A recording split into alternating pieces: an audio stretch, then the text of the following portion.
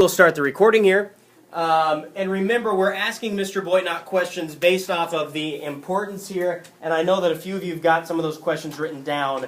So, what I'd like for us to do is ask him those questions. I'll try to help guide. And then my encouragement to you is try to type or write his responses as best you can. But know that if you don't get it exactly right, we can go back and we'll check the recording. Sound good? Yeah? All right. Who's got the first question? Carson, since you had that list already typed up. Oh, that was for someone else. Oh, that was for someone else. All right, we'll start here. Sandy.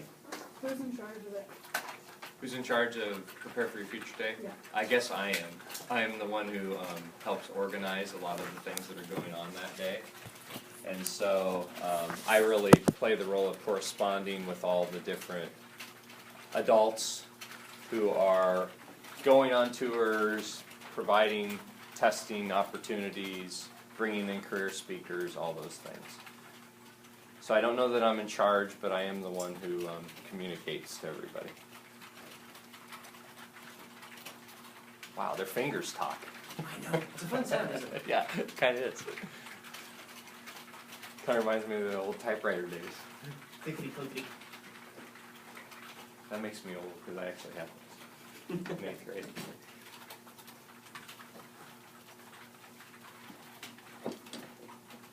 As soon as you've got your response typed down, we're ready for the next question.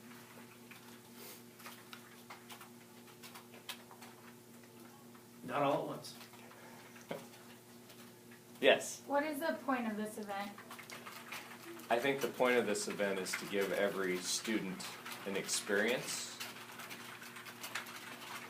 that they haven't necessarily had before, and also to have all students thinking about what's after high school.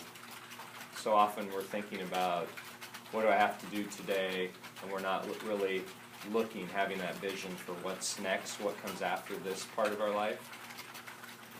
And so I think this gives a lot of students pause and they start thinking about college, careers, knowing what kind of tests they have to take for that next level. And so it's just a good pause and a good experience for students.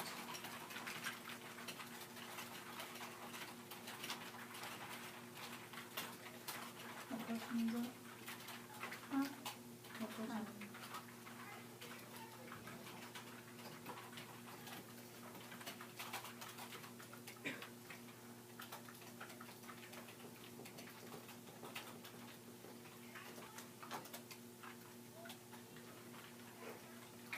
Yes. What were the past years like? I think the past years have been successful. And we had a variety of activities. This year we've changed a couple things. All of the 9th graders will have different career speakers, which we haven't done this way for a few years.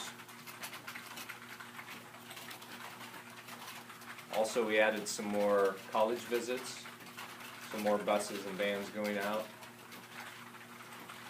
And we offered a job shadowing experience for juniors and seniors.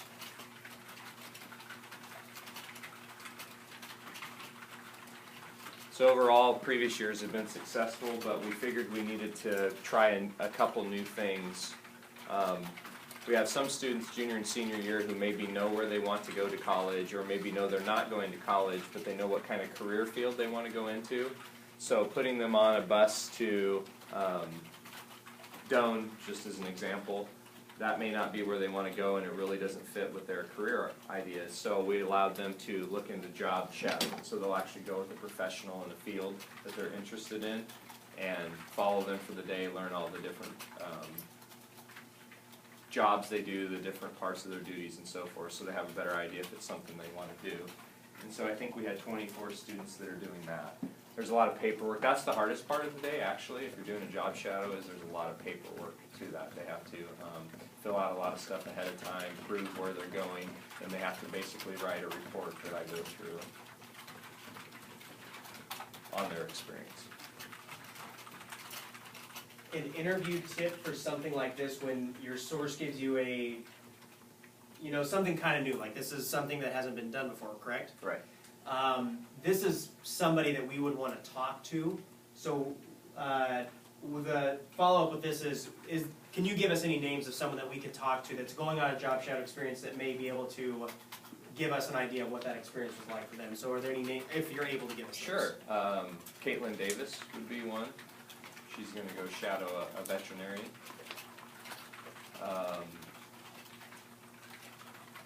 Lucas Isaacs is doing a welder.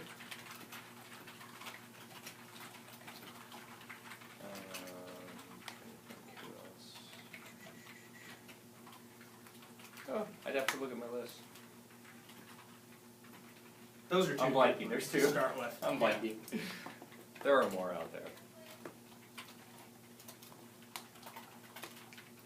Okay, other questions? And the handouts will answer some of those basic facts. So again, more of the hows and the whys, the impact, etc. And we'll hold him only for another 2 minutes. Oh, I can be captured more if you want. No. It's fine. Hiding From the other things that need to be done. Yeah. While you're thinking or looking at questions here, the handout I gave you, and I know you don't always get these in interviews, but there's a lot of information in here about everything that's going on. There's a little description. So for instance, what is the ASVAB? Who could take it? That's listed there. PSAT, there's the job shadowing thing. All the colleges are listed and so on. That's kind of handing it, spoon feeding the information to you, but you have it there to look over too. Sometimes it's a good idea to ask, do you have something in writing to share? Because a lot of times you may come later and go, oh, I should ask this question. But if you have a handout or something they have, it may be right there for you as you're writing the story.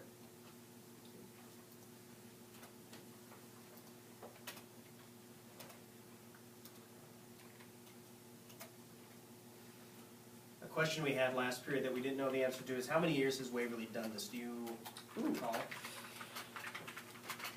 I think 5 or 6 I'm going with. Good question, I don't know.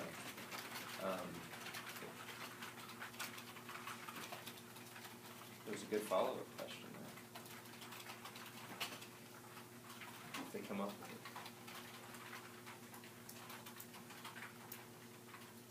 Yes. Why did this event happen? There you go. That's kind of the question. Why did we start this? Well, as a counselor, I was beginning to realize in talking with a lot of seniors, and it still happens to some degree, but that I have many seniors saying, I don't know where I want to go next. I don't know what I want to do. I've never really been anywhere to see, a college campus or to shadow anybody or to really have an idea of what a career entails. And so I realized that's part of my duty as a counselor here to try to give some of those experiences. Now, this day alone can't do everything for everybody, but like I said earlier, it gets people starting to think and to ask questions and to see what, for instance, a college looks like, the campus and so forth. And then from there, I find that students are more open to the other ideas that I bring to them. For instance, when I met with juniors earlier this week and last week, I talked about going to the college visit. Going to a college is one of the key factors about making a decision about a college. You have to get on the campus. And so we allow juniors and seniors 3 days each year to do that. Having this day gets them thinking about it and going, okay, yeah, I've been on a campus, now I maybe want to go see another one, as just one example. But I knew that our students weren't having enough experiences thinking about what's next and actually having that experience at a younger age. So that's why we started it.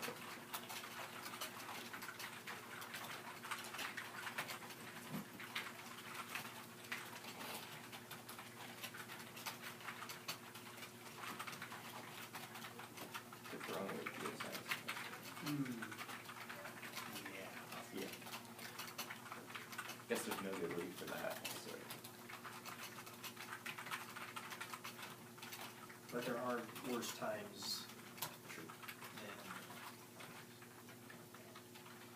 Yes. How might this change in the future? How might this event change? That's a really good question. I have to say that I don't know right now. I think one of the things I'll do is look especially at the new pieces that we've added and try to see how effective they were. So I'm going to get some input from the students who are going on the job shadowing pieces. I'm going to talk to some of the sponsors. There's a few college visits that I want to know more about, like how it went, how detailed the information was. So really I'm going to get a lot of feedback from some of the adults on the trip as well as some of the students who are doing different events. And so I'm going to use that to say, here's something to continue to do, maybe here's something that drops off, and maybe there's something else we need to add. I don't know what that is right now, but I'm definitely open to new ideas.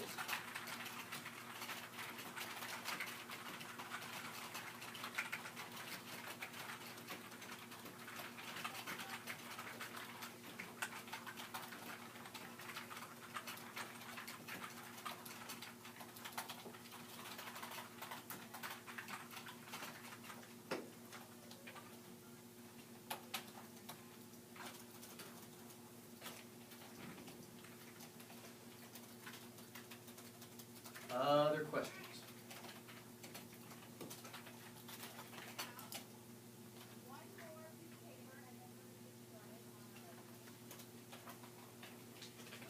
Since we've been doing this 5 or 6 years, roughly, Yes.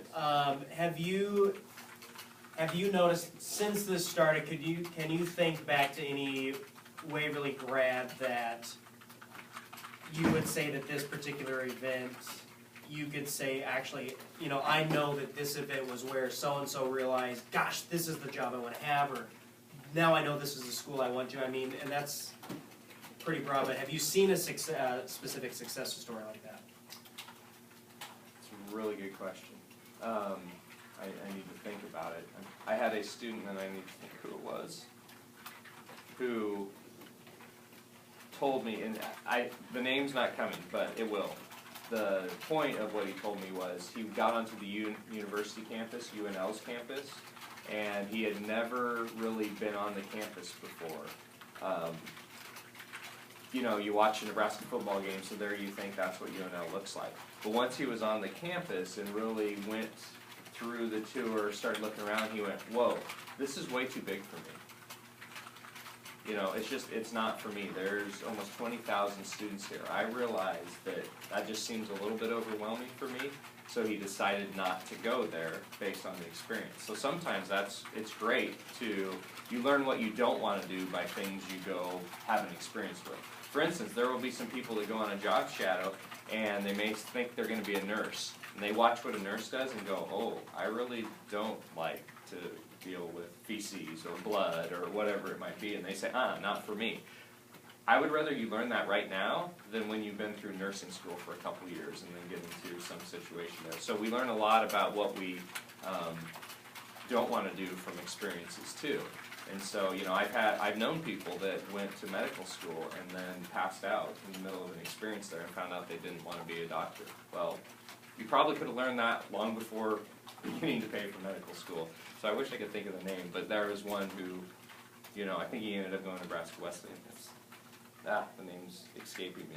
But that's an example there. There's others that get on, for instance, UNL's campus and go, wow, this is big, that's what I want. It's very, very much different from, Waverly High School. I like the big idea. So just that experience can make a difference for them. Unfortunately, I don't have names right now. My brain's not focusing on that. But I've had a few people talk about it that way. In the end, I don't know that this experience alone is going to be one that really gets people to make their decisions for their future, but I think it's the starting point of that and starting to make some comparisons, starting to make some changes. So really I want students thinking. That's the main idea here. They're starting to look for that vision, thinking about it, and making some comparisons. Sorry, didn't answer the question real well. No, I think you did a great job.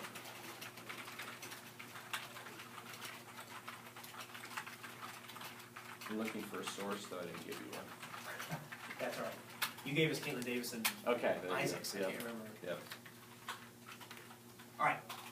If you look at the last page of your handout, the bottom 3 interview tips This is how we need to end every interview.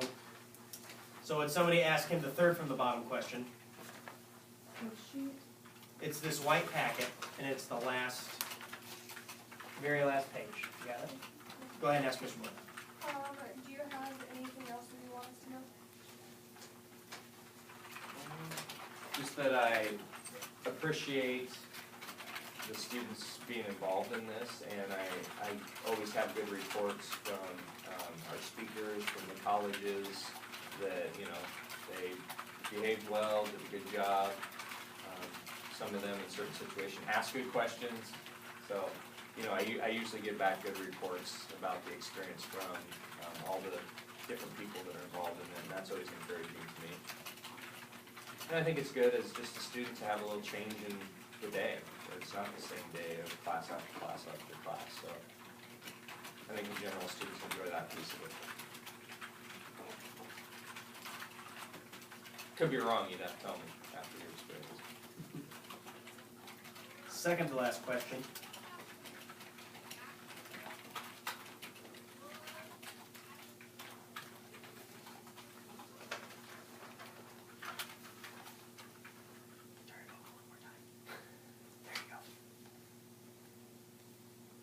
Somebody else try. It's right there. It's right before you. It is. I'm not scared. Second to last. Maybe. What could be a follow-up interview? No, ask for a follow-up interview.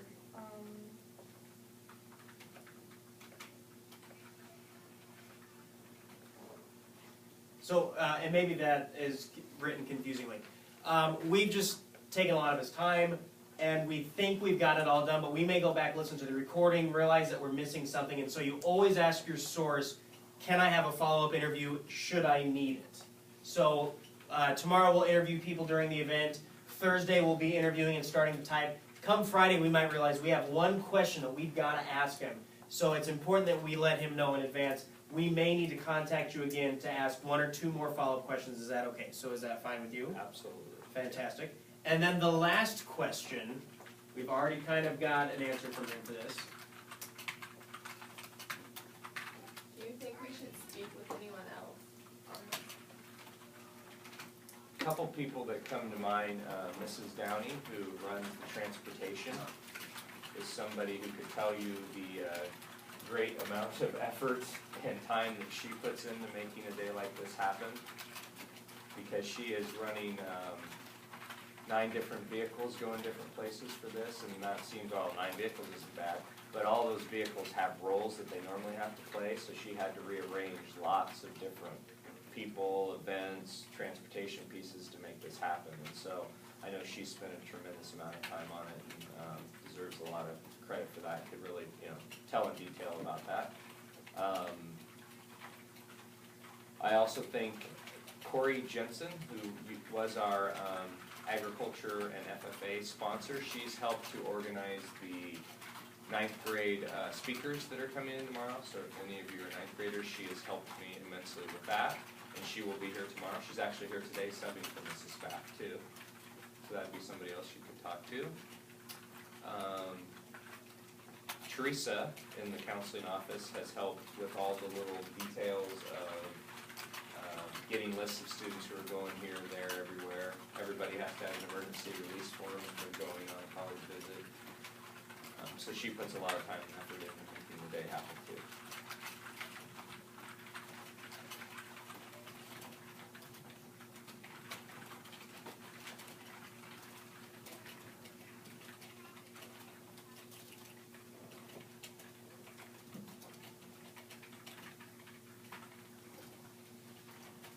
All right. So we've asked him all the questions, so we need to do what for him? Not yawn. That's what I'm supposed to do. Yes. Thank you, Mr. Boitnott, Oh. for your Thank time and your information. We You're greatly welcome. appreciate it. Well, thank you. All right. Learn from it. You know what I will say too, if any of you are going into High Spot, that when people come in and interview me for High Spot, which I have a lot, they do just this. You know, they're going to ask me about recording. They're going to ask some of the questions at the end that you guys just did. So you do really want to ask those questions well and do it thoroughly if you're a part of that, because when you're writing for the newspaper, you don't want to leave those important things out. So, okay? All right. Thank you so much. You're welcome. Have a good one. You as well. Enjoy your tomorrow. Most of you